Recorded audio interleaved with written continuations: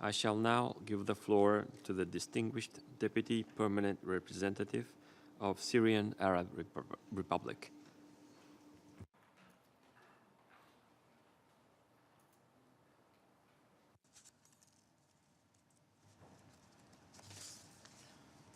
السيد الرئيس أود أن أتوجه بالتهنئة لكم. Mr. Chairman, first and foremost, I would like to congratulate you, and I'd like to congratulate all the members of the Bureau following your election to the head of this session. Sir, peacekeeping operations are one of the tools available to the UN for the UN to be able to carry out its responsibilities in terms of the maintenance of international peace and security.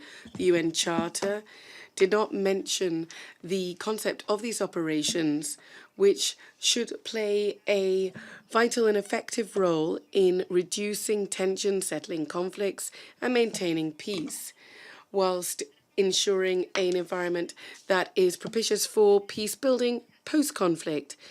My delegation would like to therefore talk about the following points. Firstly, the aims and principles of the UN Charter focus on the respect for the sovereignty, territorial integrity and political independence of countries without any interference in domestic affairs. This means that PKOs need to respect these principles to the letter, far from any interpretation based on politics.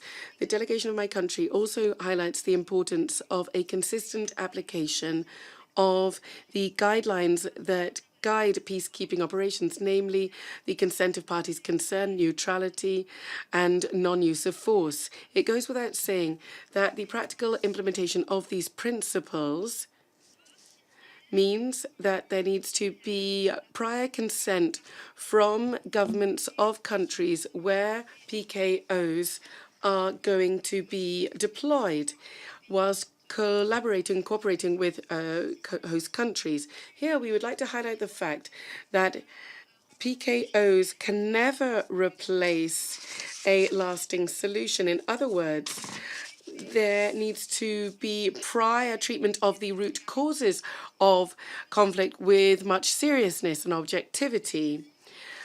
Secondly, Syria has always supported all efforts made to improve peacekeeping operations at all levels. This is because Syria believes that improving and developing the functions of these operations is crucial. We believe that developing and improving strategies, policies, and concepts pertaining to PKOs should take place thanks to a process between governments. The C34 is therefore the only forum able to review matters pertaining to PKOs in all their aspects, including measures to build the capacity of the UN by setting up peacekeeping operations, whilst setting up peacekeeping operations. Thirdly, some peacekeeping missions are involved with the protection of civilians.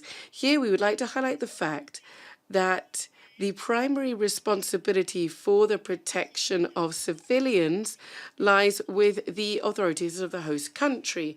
Therefore, PKOs must play their roles without harming that responsibility of the host country and without replacing that in any way. We do support the protection of civilians concept, but it should not be used to violate the sovereignty of a country or used for any actions that run counter to the UN Charter or any resolutions pertaining to non-interference in domestic affairs of countries. Now, in terms of protection of civilians, there needs to be a clear legal definition of this that's been agreed upon by the parties. We commend, sir, the good relations between the Syrian Arab Republic and the leaders of the relevant missions. And we would urge these different forces to be upheld and in the necessary way, according to the appropriate rules. The Syrian government does all it can to assist UNDOF to ensure that UNDOF's forces can be redeployed, and as we did for the second and third redeployment of these forces to the separation area.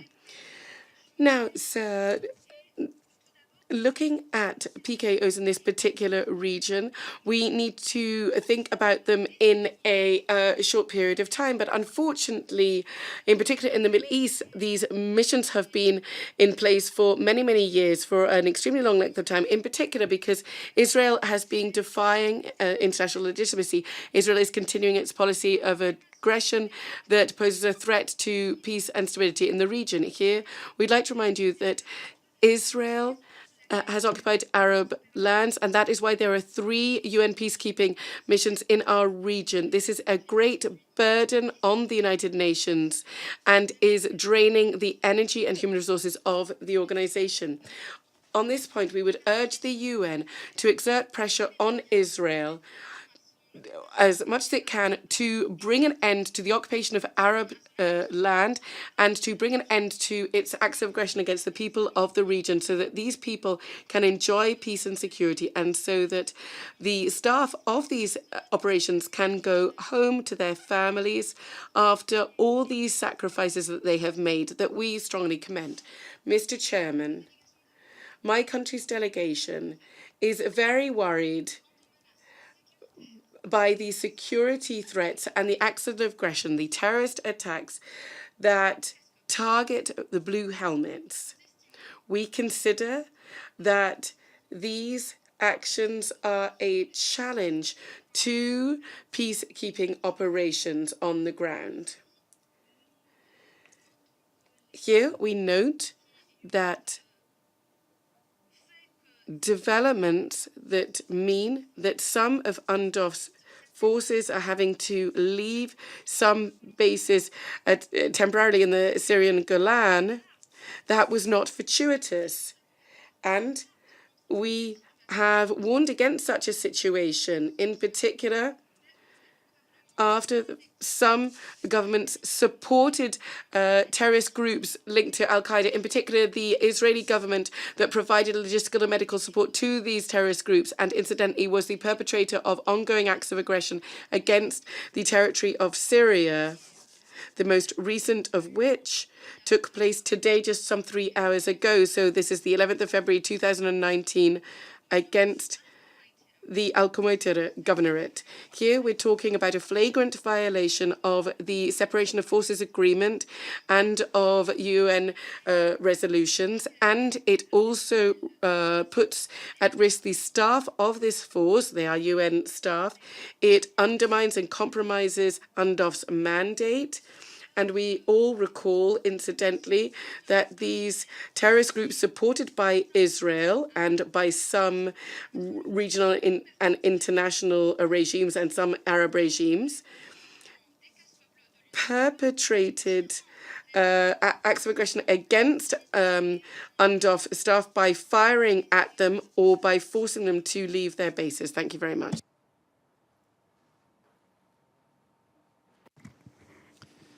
I thank the distinguished Deputy Permanent Representative of the Syrian Arab Republic for the statement.